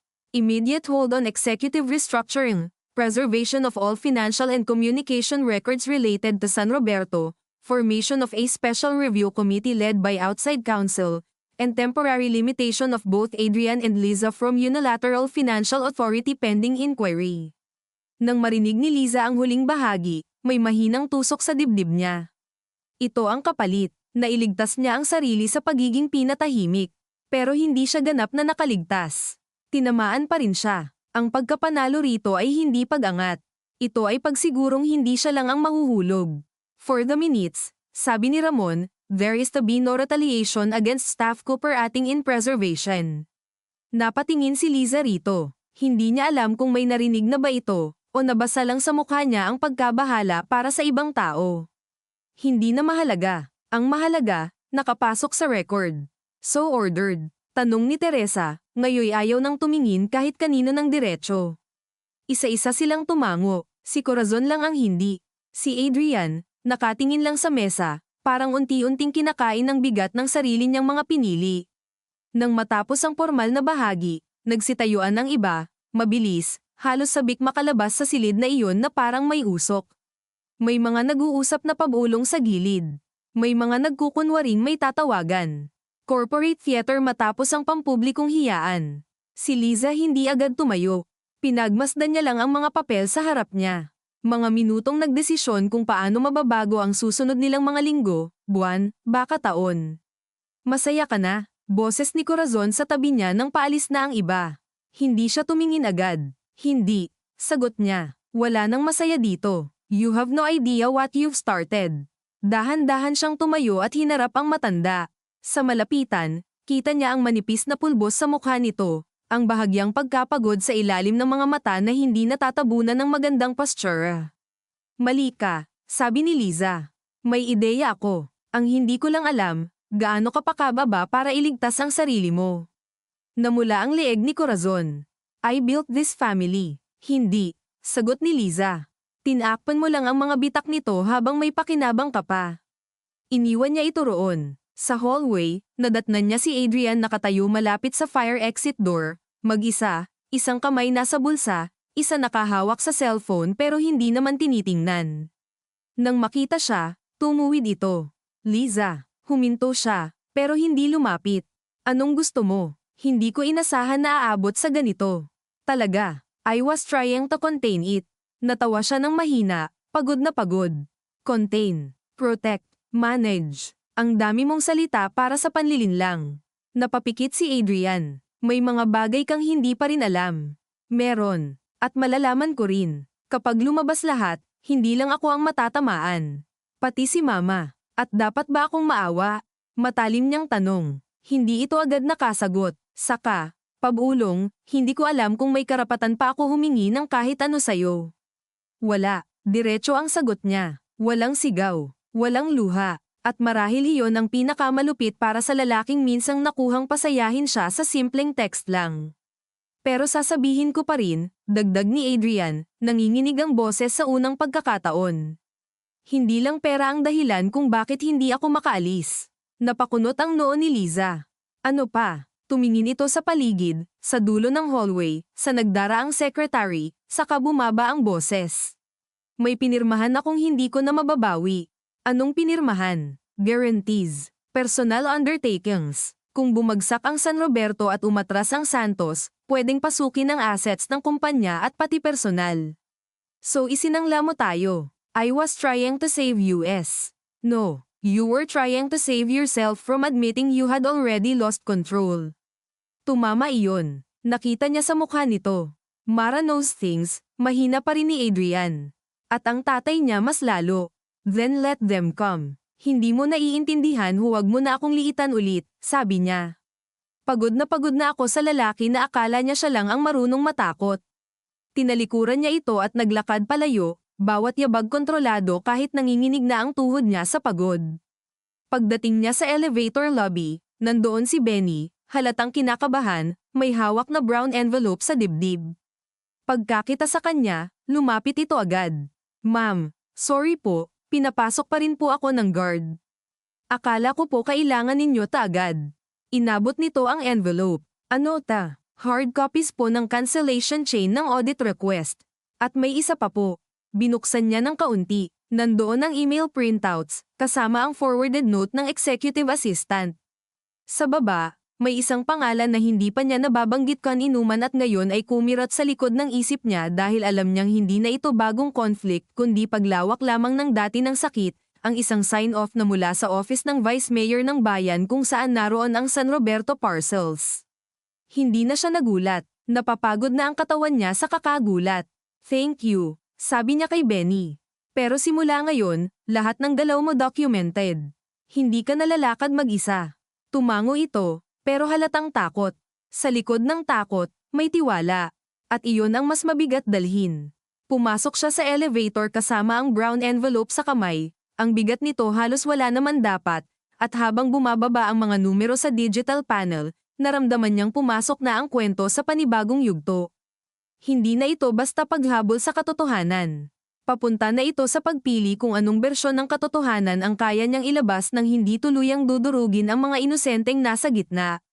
Nang bumukas ang elevator sa ground floor, tumunog ang cellphone niya. Si Paulo. Sinagot niya agad. Ate, sabi nito, hindi na paikot. Nakilala ko na si Noel. May dala siyang kopya ng recommendation memo bago binago.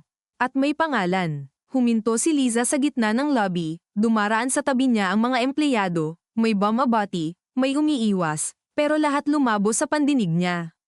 Kanino nakapangalan? Tanong niya. Sa kabilang linya, bumigat ang katahimikan bago sumagot si Paulo. Sa trust na konektado sa inyo.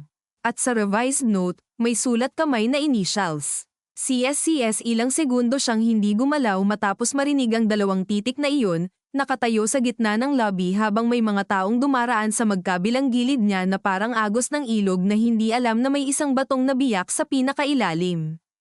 Corazon Salazar. Hindi na ito kutob. Hindi na ito piraso-pirasong hinala na pinagdudugtong lang ng sugatang isip. May sulat kamay, may revision, may pangalan. Humigpit ang hawak niya sa brown envelope hanggang bahagyang lumukat ang gilid nito. Nasaan ka? Tanong niya kay Paulo, mahina pero matigas ang bawat pantig. Sa may karinderya sa tapat ng munisipyo. Kasama ko si Noel. Ayaw niyang magtagal dito. Tumingin si Liza sa salaming pinto ng lobby at nakita ang sarili niyang refleksyon. Tuwid ang likod, maayos ang blazer, pero ang mga mata niya ay parang 2 piraso ng basag na salamin na pilit pang nakadikit sa iisang frame. Papunta ako, sabi niya. Ate, singit ni Paulo bago niya ibaba ang tawag, mag-isa ka lang ba? Sumulyap siya sa gilid, sa guard desk, sa reception, sa elevator na kasasara lang. Hindi ko alam kung kailan ako huling nag-iisa, sagot niya, saka pinatay ang tawag. Sa biyahe papuntang Bulacan, hindi siya sumama kina Adrian o Corazon. Lumabas siya sa main entrance na hindi lumilingon at sumakay sa sariling kotse. Si Benny, na kanina pa niya pinaupo sa passenger seat sa utos ni Eva, tahimik lang sa buong biyahe. Hindi siya sanay sa ganitong klaseng araw.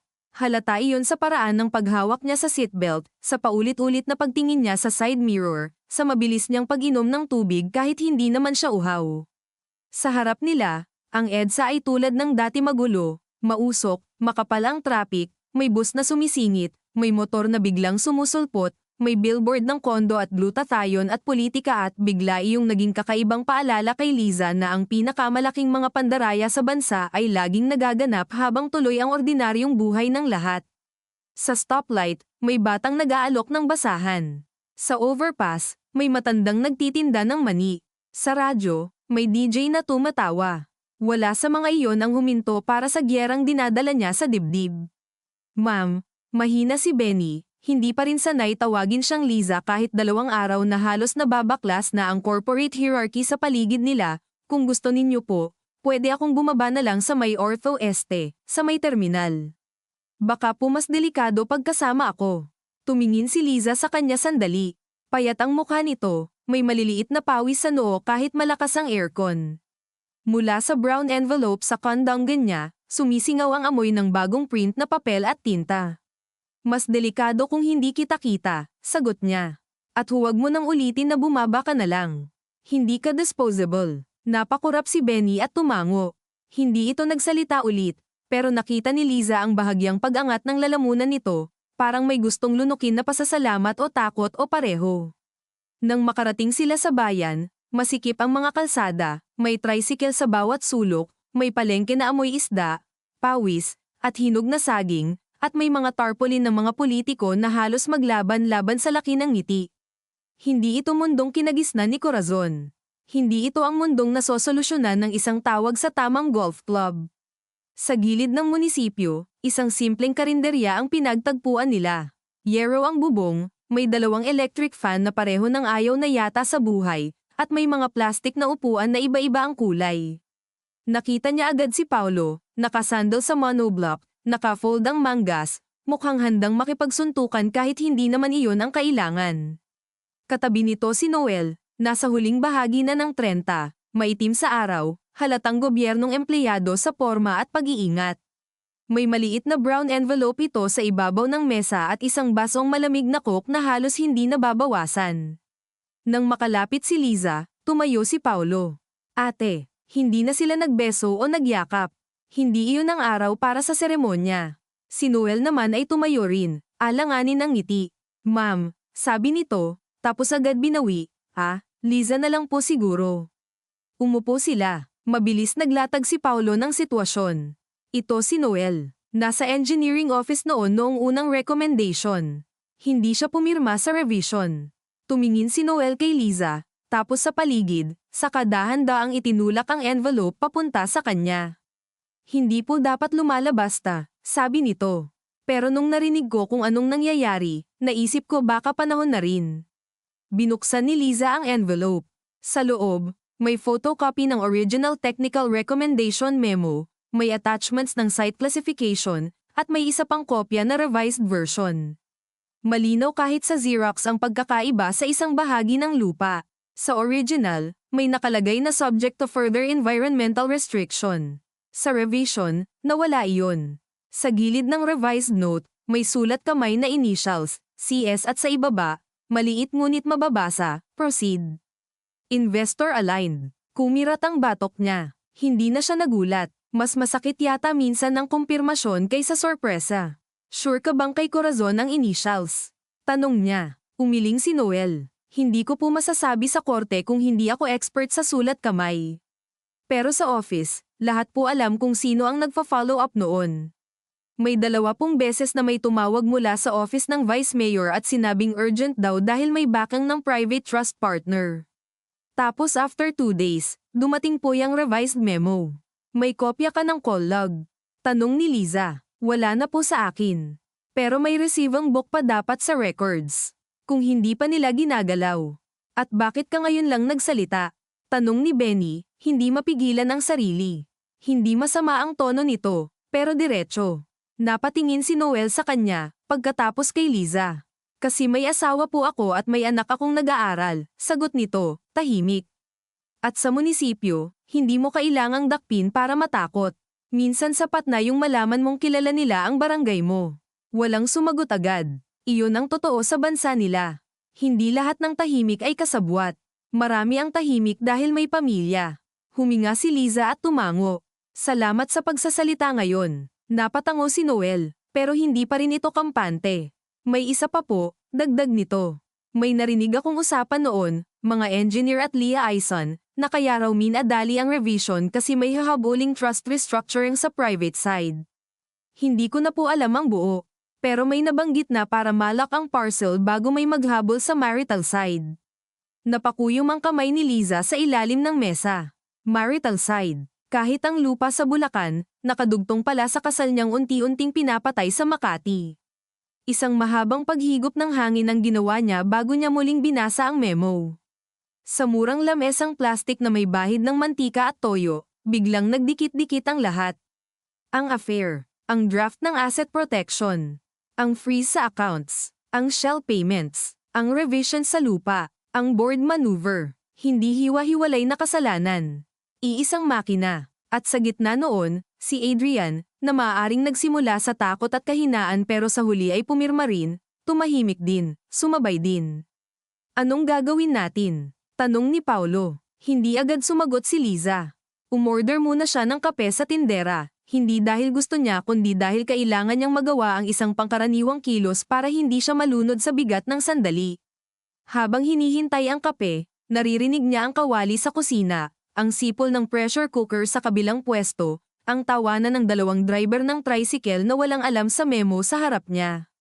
Humawak siya sa baso nang dumating iyon. Mainit, magaspang ang gilid. Totoo, hindi na tayo pwedeng bumalik sa tahimik na usapan, sabi niya sa wakas. Pero hindi rin pwedeng sabog agad sa media.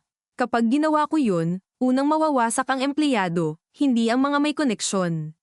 So, tanong ni Paulo. Tumingin siya kay Benny, pagkatapos kay Noel. So pipili tayo ng tamang pintuan. Yung hindi kayang bilhin ng simpleng tawag. Napatingin si Benny. Regulators. At korte, sagot niya. Pero controlled. Hindi dramatic press conference. Hindi pa. Inilabas niya ang cellphone at tinawagan si Eva. Nang sumagot ito, parang nasa gitna na ng tatlong bagay ng sabay dahil maririnig sa boses ang bilis ng isip.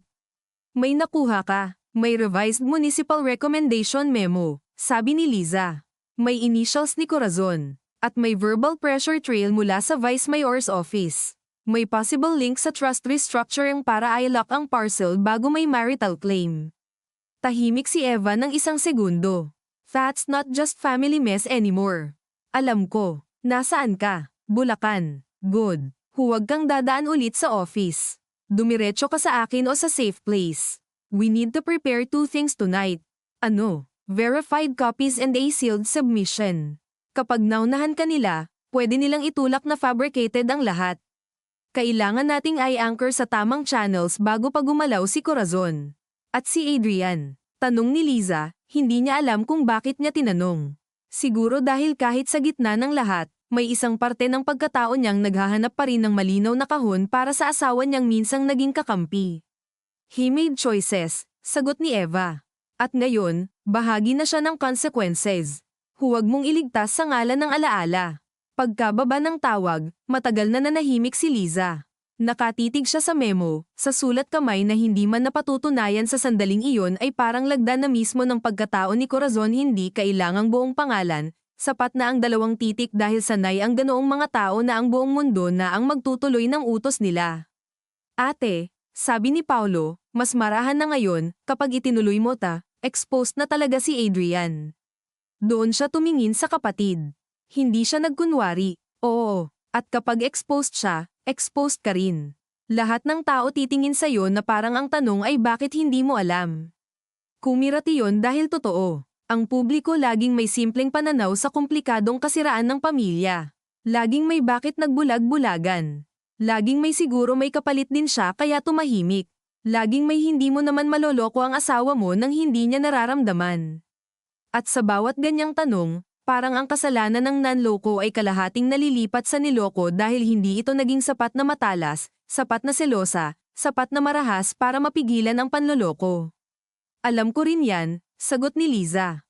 At baka iyon ang pinakamadaling parte para sa mga tao. Husgahan ng babaeng hindi agad nakakita. Tinitigan siya ni Paulo. Pero alam mo rin na hindi ka obligadong akuin ang kahihiyan ng ginawa ng iba. Mahina siyang napangiti, mas madali sabihin. Oo, sagot nito, pero totoo pa rin. Umalis sila sa karinderya pasado 2:00. Pinauwi na niya si Noel matapos kunan ni Eva, sa video call, ang maikling pahayag nito na kusang loob nitong iniabot ang kopya at ikinwento ang process history ng memo. Hindi iyon formal affidavit pa, pero sapat para ma-preserve ang unang pagsasalita kung sakaling umurong ito bukas dahil sa takot. Si Benny naman ay pinasakay nila sa kotse ni Paulo para maiba ang ruta. Habang nasa expressway pabalik, biglang tumawag ang cellphone ni Liza. Si Adrian. Matagal niya iyong tinitigan bago sinagot sa speaker. Ano? Nasaan ka? Tanong agad nito. Walang lamang, pero wala ring yabang. Pagod lang. Hindi mo na kailangang malaman lahat. Liza, makinig ka. May mga gumagalaw na hindi mo kontrolado. Ikaw ba ang nagsasalita o ang nanay mo?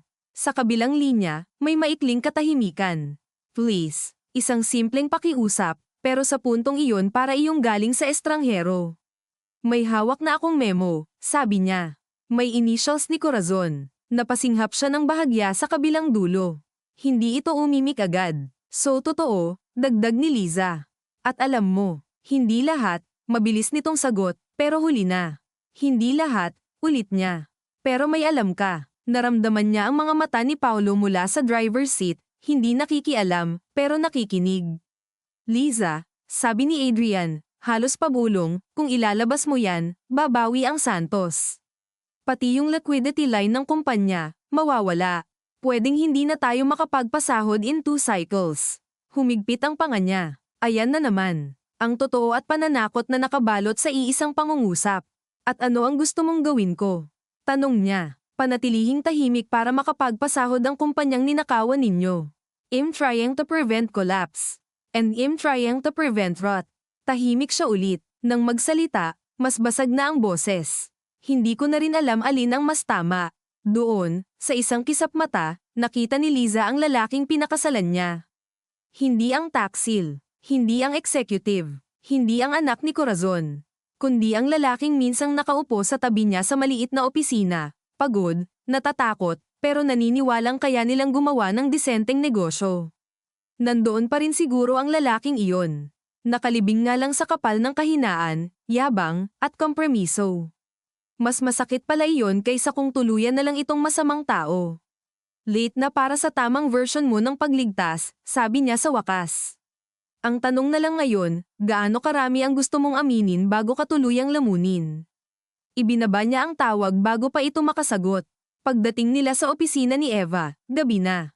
Madilim na ang city skyline, at sa conference room kung saan sila muling nagtagpo, parang lumiliit ang oras kasabay ng pagdami ng papel sa mesa. Nandoon na rin ang forensic accountant, si Mr. Dizon, tahimik at masyadong mapagmasid para sa isang lalaking naka-short sleeves lang at mukhang puyat na. Inisa-isa nila ang hawak, payment routes, restriction memo, cancelled audit chain, board minutes, video timeline ng affair, at ang revised land recommendation. Habang nagsasalita si Dizon tungkol sa probable fund diversion structure, parang pandurog ang bawat termino. Layering, beneficial concealment, related party masking. Hindi melodrama ang tunog, mas masahol. Dahil totoo, dahil boring ang tunog ng karamihang kasalanan kapag nasa tamang lengguwahe na. Bandang 9:00, nakabuo sila ng 2 sealed packets, isa para sa External Review Council at isa para sa Regulator Referral kung magtangkang magsunog ng records o mag-retaliate pa ang board. Sa puntong iyon, malinaw na ang magiging susunod. Hindi na ito kwento ng kung lalaban ba si Liza. Lalaban siya. Ang tanong na lang ay anong anyo ng pagkatalo ang tatanggapin niya kapalit ng laban. Nang makaalis sina Benny at Dizon, naiwan siya sa conference room kasama si Eva at si Paulo. Tahimik ang tatlo. Sa mesa, may malamig ng kape, gusot na sticky notes, at ang dalang pagod ng maghapon. May last decision ka pa, sabi ni Eva. Pwede pa rin nating i-carve out si Adrian sa unang submission kung gusto mong maunang ituon kay Corazon at sa Landlink. Pero tactical lang yun. Hindi ibig sabihin ligtas siya habang buhay. Tumingin si Paulo sa ate niya, walang pressure, pero malinaw ang tanong sa mukha. Ito na ang huling natitirang piraso ng personal sa loob ng legal. Ililigtas ba niya ang asawa niyang nagtaksil at tumahimik, kahit pansamantala, para mapanatili ang kaunting posibilidad na makapagpasahod pa ang kumpanya at hindi agad magpanik ang lahat? O isasama niya ito ngayon pa lang, alam na ang pagbagsak nito ay maaaring hilaing sabay ang pangalan nilang dalawa sa putikan. Lumapit siya sa bintana, sa ibaba, gumagapang ang traffic, pula at puti ang mga ilaw, parang ugat ng isang lungsod na hindi natutulog. Naramdaman niya ang pagod sa talampakan, ang hapdi sa likod ng mata, ang kawalan ng luha kahit ang bigat-bigat pa rin ng dibdib. Naalala niya ang wedding ring sa aparador. Naalala niya ang yes ni Adrian sa boardroom. Naalala niya ang tawag ni Mara. Naalala niya si Benny sa litratong ipinadala bilang babala. At sa lahat ng alaalang iyon, iisa ang malinaw, bawat pagkakataong pinili niyang unahin ang pag-intindi, may gumamit lang noon para ilipat ang kasalanan at itago ang mas malaking dumi. Humarap siya sa kanila. Hindi ko na siya ililigtas, sabi niya. Hindi malakas, hindi madyugo, pero buong buo. Napatango si Eva, na para bang matagal na nitong alam na iyon din ang hahantungan. Si Paulo, dahan-daang naupo, huminga ng malalim, parang may inilagak na batong matagal ding pasan. Sige, sabi ni Eva. Then we file the full preservation trail and name him as participating executive subject to inquiry. Tumango si Liza. At sa sandaling iyon, may namatay na huling ilusyon sa loob na yan na baka pwede pang hatiin ang pag-ibig at pananagutan, na baka pwede niyang galitin ang sistema pero iligtas ang lalaking minsang minahal. Hindi pala. Kapag dumating sa puntong pinili ng isang tao ang kasinungalingan laban sa iyo ng paulit-ulit, hindi ka na nagtataksil sa pag-ibig kapag tinawag mo siyang managot. Pinagtataksilan mo lang ang sarili mo kapag hindi mo ginawa. 11:00 na nang matapos ang lahat. Sa hallway ng opisina, habang papalabas sila, tumunog ulit ang cellphone niya. Message mula kay Adrian. Isang linya lang. Kung ito na ang wakas natin, Sana maalala mong minsan, totoo tayo. Matagal niya iyong tinitigan. Hindi siya umiyak, hindi rin siya ngumiti, dahil iyon ang pinakamasakit na totoo sa gabing iyon. Oo, minsan naging totoo sila. At dahil naging totoo, mas mabigat ang pagkasira. Hindi niya sinagot. Ibinulsan niya ang phone at sabay silang lumabas nina Eva at Paolo sa malamig na gabi ng Makati. Sa parking lot, huminto siya sandali at tumingala sa mga ilaw ng building kung saan, sa isa sa mga kwartong iniwan nila, may mga selyadong dokumentong handa ng gumalaw sa tamang opisina kinabukasan. Hindi siya mapayapa, wala ring ginhawa. Ang nailigtas niya ngayong gabi ay hindi kasal, hindi pangalan, at hindi ang ilusyon ng disenteng pagtatapos. Ang nailigtas niya lang ay ang karapatan niyang huwag lunukin ang kasalanan ng iba bilang sarili niyang kapalaran. At kapalit noon, alam niyang pagsikat ng araw, mas marami pang bagay ang tuluyang mababasag. Pero sa wakas, hindi na siya ang nakapiring habang bumabagsak ang mga iyon. Sa kotse pauwi, mag-isa na lang siya, at habang dumudulas ang mga ilaw sa bintana, naisip niya na bukas, may regulators, may abogado, may board, may empleyado, may pamilya, may media marahil, at may isang bahay sa Valle Verde na hindi na kailanman magiging tahanan sa dati nitong kahulugan. Ngunit sa unang pagkakataon mula nang buksan niya ang video sa tablet, wala na siyang gustong itanong sa katahimikan. Hindi dahil may sagot na siya sa lahat, kundi dahil handa na siyang mabuhay kahit hindi nabuo ang mga iyon. Sa dulo, iyon lang siguro ang pinakamalapit sa lakas na kayang ibigay ng isang sirang puso, hindi ang kakayahang magpatawad agad, hindi ang mahimalang paghilom, kundi ang tapang na tumayo sa gitna ng wasak na paligid at sabihing, oo, akin ang mga sugat na iniwan ninyo, pero hindi na akin ang mga kasalanang ginawa ninyo.